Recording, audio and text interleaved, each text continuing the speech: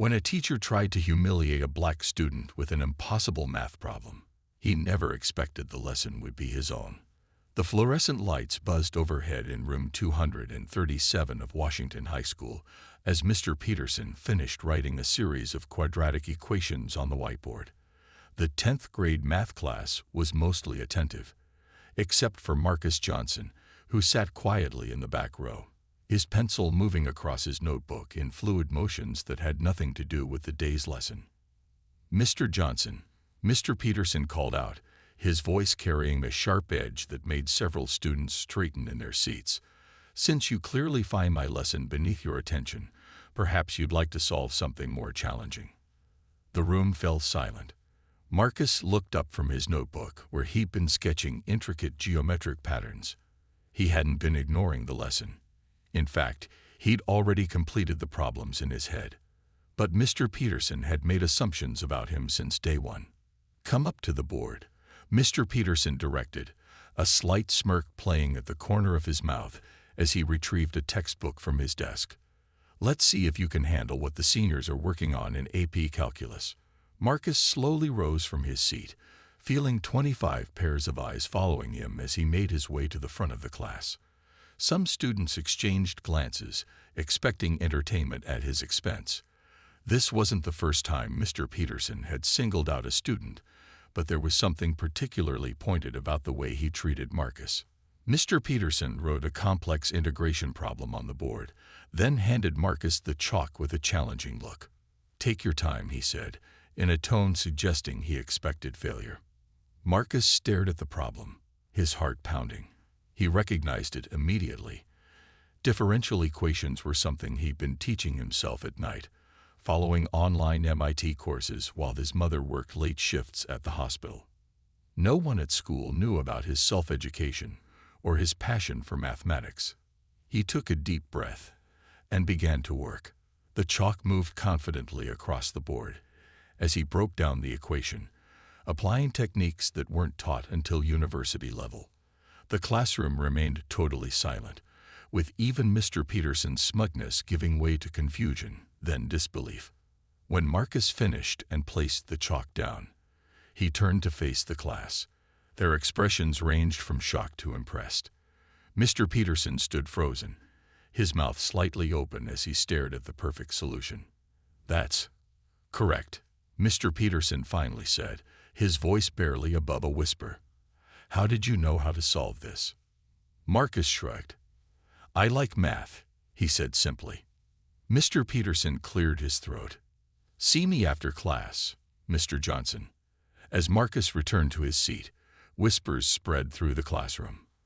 The boy who rarely spoke, who kept to himself, had just solved a problem most of them couldn't even understand. After the bell rang and the other students filed out, Marcus approached Mr. Peterson's desk with caution.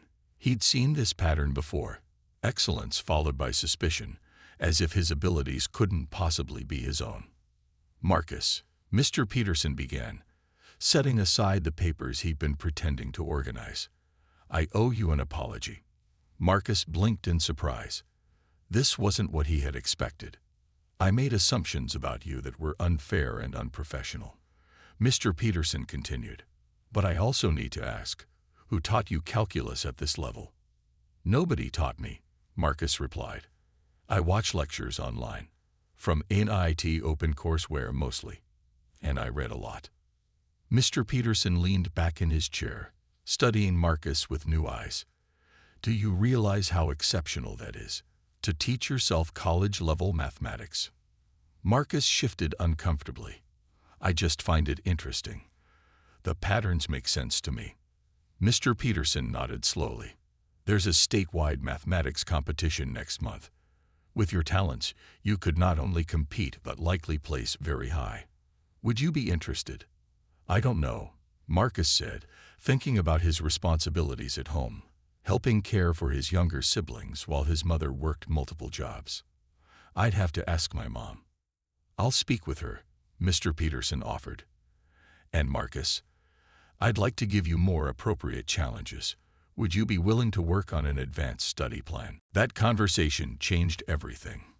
Within weeks, Marcus was meeting with Mr. Peterson 3 times a week after school. The teacher who had once used math to try to embarrass him was now his most ardent supporter, pushing him toward opportunities he'd never considered possible. Word spread throughout the school about the sophomore who could outperform seniors in mathematics. Other teachers began to take notice of his quiet brilliance in their subjects as well. Marcus found himself with a new identity, not just the quiet kid who kept to himself, but a student with extraordinary potential. The mathematics competition came, and despite his nervousness, Marcus placed second in the state. Local newspapers covered the story. Local teen prodigy places in state mathematics competition. His mother framed the article and hung it in their living room, tears in her eyes as she looked at her son's shy smile in the accompanying photograph. But the most profound change was in the classroom itself. Other students, particularly those who, like Marcus, had been overlooked or underestimated, began to approach him for help. Marcus discovered that he enjoyed teaching, breaking down complex concepts into simpler parts that his peers could understand. By the beginning of Marcus's senior year, the shy boy who once sat in the back of Mr. Peterson's class had undergone a remarkable metamorphosis. What began as a moment of intended humiliation had catalyzed a profound journey not just for Marcus, but for the entire Washington high school community.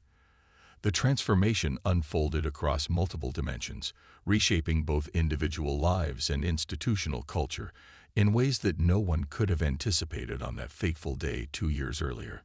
The informal math club that Marcus had started with Mr. Peterson's reluctant support had blossomed into one of the school's most vibrant student organizations.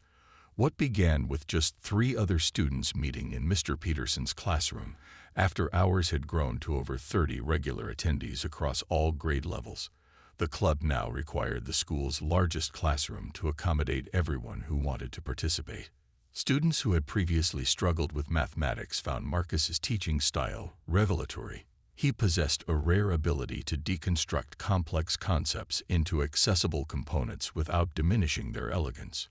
Marcus doesn't just show us how to solve problems, explained Sophia Chen, a sophomore who had been failing algebra before joining the club. He helps us understand why the solutions work. He starts with what we already know and builds bridges to what we don't. It's like he remembers what it's like to not understand something, even though he always understands everything. The math club's success had ripple effects throughout Washington High. The school's overall mathematics performance on standardized tests had improved significantly, rising from below the district average to the top quartile in the state.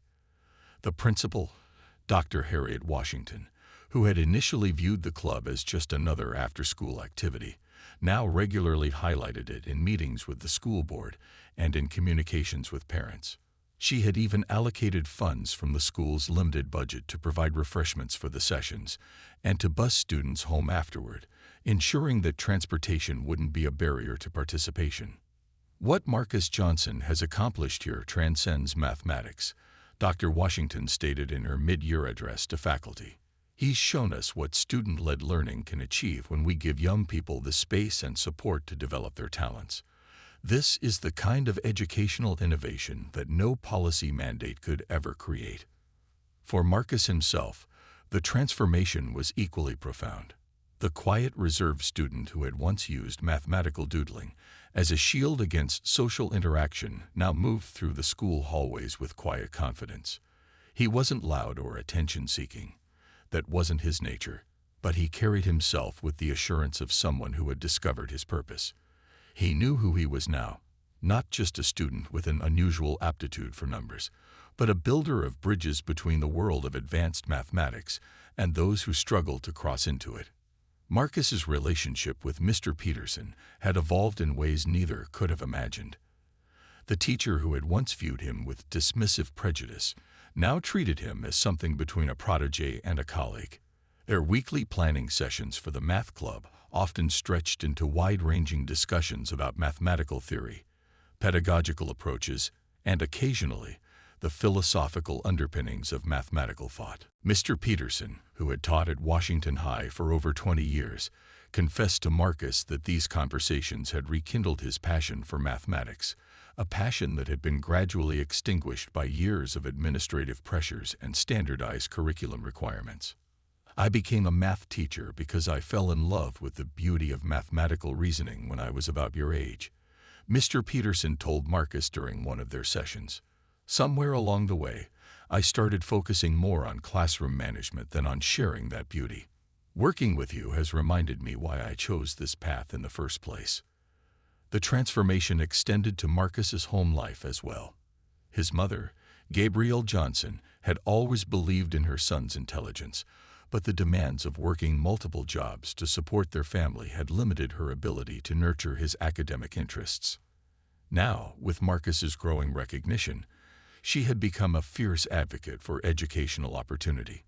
She had joined the school's Parent-Teacher Association and begun speaking at community meetings about the importance of challenging all students appropriately, regardless of their background or circumstances.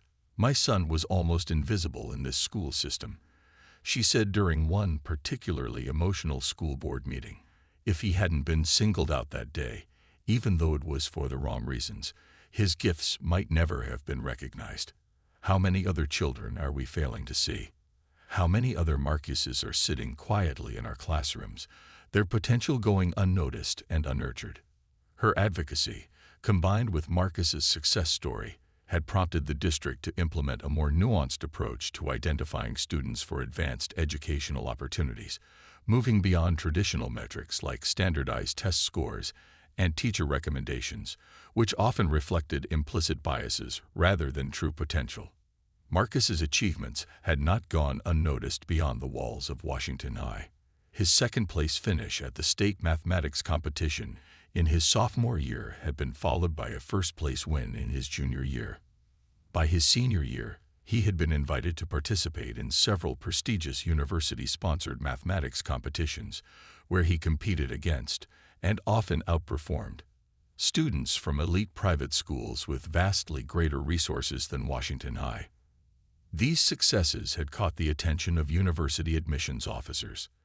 By the fall of his senior year, Marcus had received preliminary outreach from several top-tier universities, including MIT, whose online courses had first sparked his independent mathematical journey. When MIT's admissions representatives visited Washington High, a school they had never included on their recruitment circuit before, they spent over an hour talking with Marcus and Mr. Peterson about the math club and Marcus's self-directed learning. The formal offer of a full scholarship came in December, delivered in person by an MIT mathematics professor who had been particularly impressed by Marcus's approach to a multivariable calculus problem in one of the competitions. The school organized an assembly to celebrate the occasion, an unprecedented recognition for academic achievement in a school culture that had traditionally reserved such public acknowledgement for athletic accomplishments. Standing before the entire student body, Marcus accepted the scholarship letter with characteristic humility. The assembly hall was silent as he stepped up to the microphone. This young man who had once been nearly invisible to most of his peers and teachers. 2 years ago, he began, his voice steady despite his racing heart. I was asked to solve a problem as a joke. It was meant to put me in my place, to show what I couldn't do rather than what I could. But that moment changed my life because it forced others to see what I already knew about myself, that I belonged in advanced mathematics, and it taught me something important. Never let someone else's low expectations define your potential. He paused, scanning the auditorium, making brief eye contact with younger students who reminded him of himself. Quiet, perhaps overlooked, perhaps hiding brilliance behind silence. But this story isn't just about me, Marcus continued. It's about what happens when we create spaces where everyone can pursue knowledge without fear of ridicule. It's about what's possible when we look beyond our preconceptions about who belongs in advanced courses or who has mathematical talent. The math club that many of you have joined isn't successful because I'm teaching it. It's successful because each of you brought your curiosity, your persistence, and your unique perspective to the problems we tackle together. From the front row, Mr. Peterson watched with a complex mixture of pride and humility. The teacher had learned as profound a lesson as the student, that excellence can be found in unexpected places, and that the role of an educator is not to limit but to liberate potential. The mathematics department that he headed had been transformed as well. His colleagues had begun rethinking their assumptions about which students were capable of advanced work, implementing more equitable approaches to identifying and nurturing mathematical talent. As Marcus concluded his speech to thunderous applause, he looked toward his mother in the audience. Gabrielle Johnson sat tall, tears streaming down her face, radiating the fierce pride of a parent whose sacrifices had borne fruit beyond her wildest dreams. Beside her sat Marcus's younger siblings, looking at their brother with newfound admiration, and perhaps more importantly, a new sense of what might be possible for their own futures. The transformation at Washington High continued to unfold in the months following Marcus's acceptance to MIT. The success of the Mathematics Club inspired similar student-led initiatives in other subjects. A senior who had been inspired by Marcus's teaching approach started a peer tutoring program for English language learners.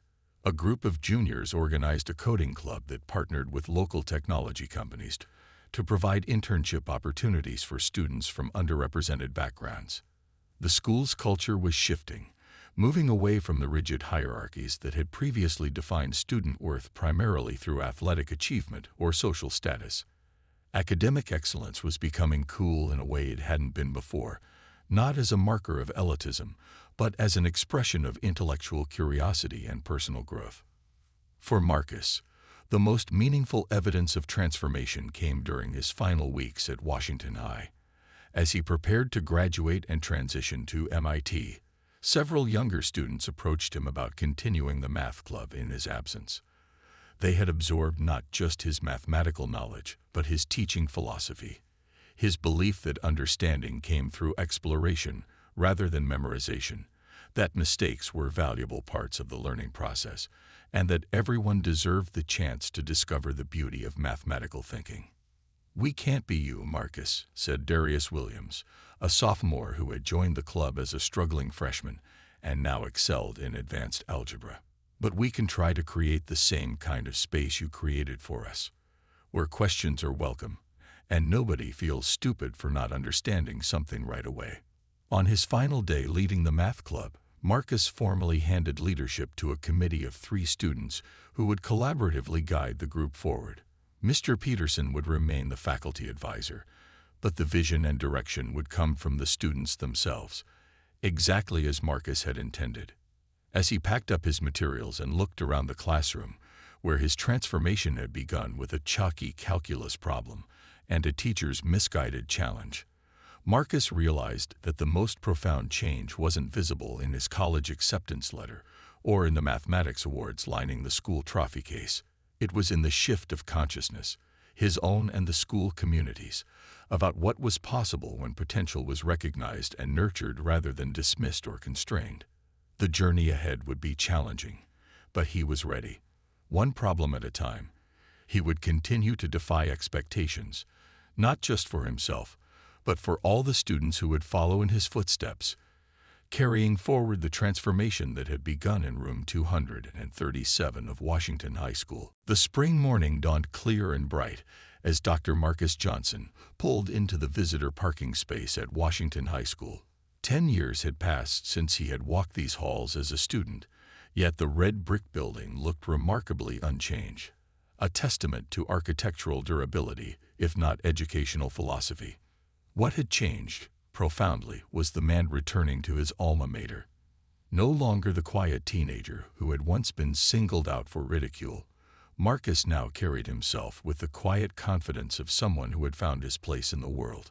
After completing his undergraduate studies at MIT with highest honors, Marcus had gone on to earn his Ph.D. in applied mathematics at Stanford, where his dissertation on computational approaches to solving partial differential equations had earned him recognition as one of the most promising young mathematicians in the country. He had recently accepted a tenure-track position at Columbia University, where his research focused on developing mathematical models to address issues of educational equity, a professional interest born directly from his personal experience. As he walked through the front doors of Washington High, Marcus was struck by the familiar scent of floor polish and adolescence. Some things about high schools never change, but other things had transformed dramatically. The trophy case that had once displayed only athletic achievements now gave equal prominence to academic honors. Photographs of the school's mathematics team shared space with football champions. A large poster announced an upcoming STEM fair with community partners, including several technology companies that had established internship pipelines with the school. Dr. Johnson called a warm voice from the administrative offices. Dr. Harriet Washington, now in her final year as principal before retirement, emerged to greet him with a genuine embrace. "Welcome back. You have no idea how much your visit means to everyone here." Dr. Washington had been an early supporter of Marcus's math club after seeing its impact on student engagement and performance. Over the decades since Marcus's graduation, she had overseen a transformation in the school's culture that emphasized academic excellence alongside traditional measures of student success. The change hadn't been easy. It had required confronting entrenched attitudes among some faculty and parents about which students could achieve at high levels. But the results spoke for themselves.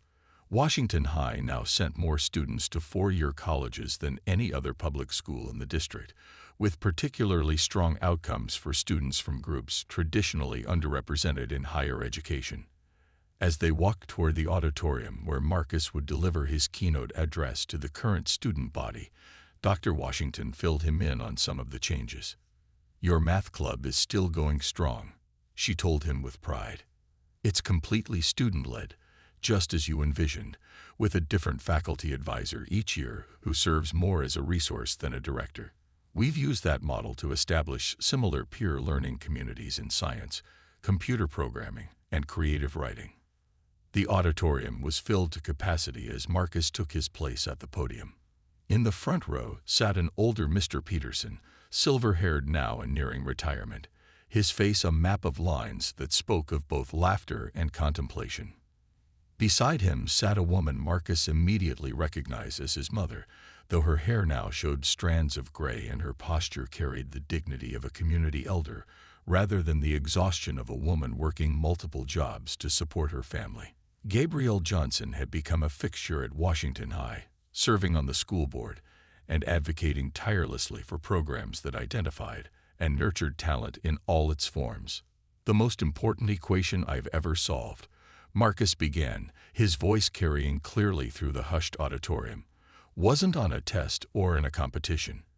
It wasn't even the work that earned me my doctorate or the research I conduct now.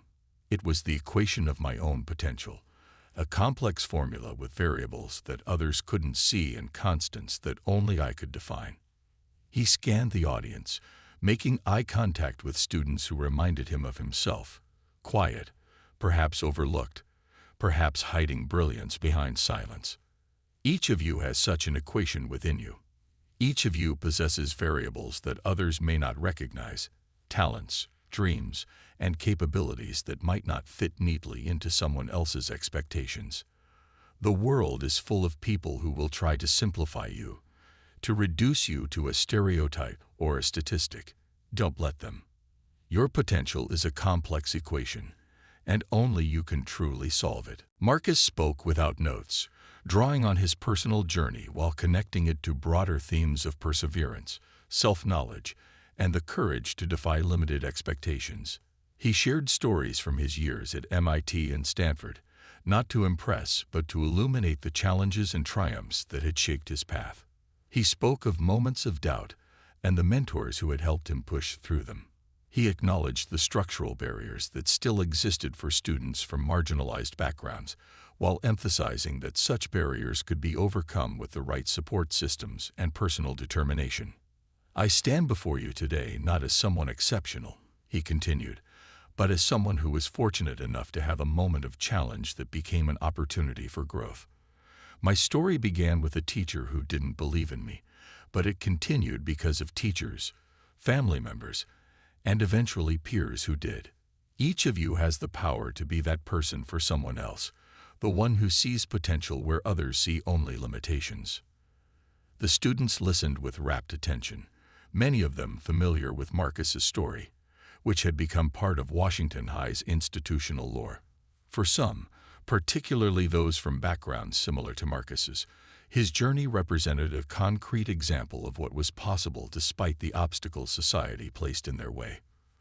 For others, his story was a reminder of how easily talent could be overlooked when viewed through the lens of bias or preconception. After his formal address, Marcus spent the remainder of the morning visiting classrooms and speaking with smaller groups of students, particularly those involved in the current iteration of the math club he had founded.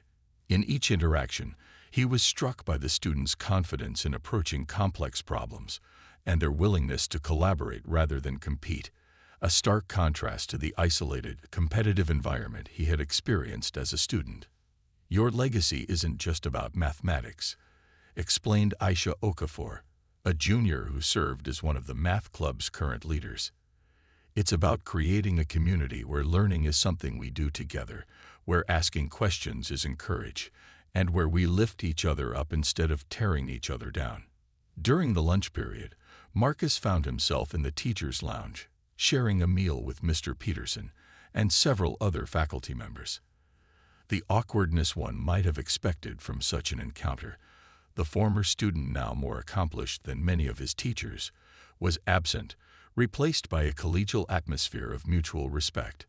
"I've been following your research," Mr. Peterson said, his voice softer than Marcus remembered, the aggressive edge long gone. "Your work on mathematical modeling for educational equity policy is groundbreaking. I've incorporated some of your published papers into my AP statistics curriculum." Marcus smiled. "That means a lot coming from you." After lunch, they walked together through the school grounds. Just the two of them, their relationship having evolved from antagonist and victim to mentor and protege, and finally to colleagues and friends. The spring air was filled with the sounds of students enjoying their brief freedom between classes, their energy a reminder of the perpetual renewal that makes schools such vibrant places. "You know," Mr. Peterson said thoughtfully, stopping near the mathematics wing that now bore a plaque commemorating outstanding alumni, including Marcus, "that day in class, I was trying to teach the other students about quadratic equations, but you taught me something far more valuable." Marcus raised an eyebrow. "What's that?" "That the greatest disservice we can do to students is to underestimate them. And that sometimes the most important thing a teacher can do is admit when they're wrong." He paused, looking out over the school grounds. "I wasn't a good teacher then. I had let years of frustration calcify into cynicism.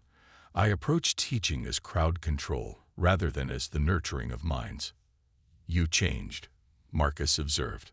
"Because you forced me to," Mr. Peterson replied with a rueful smile.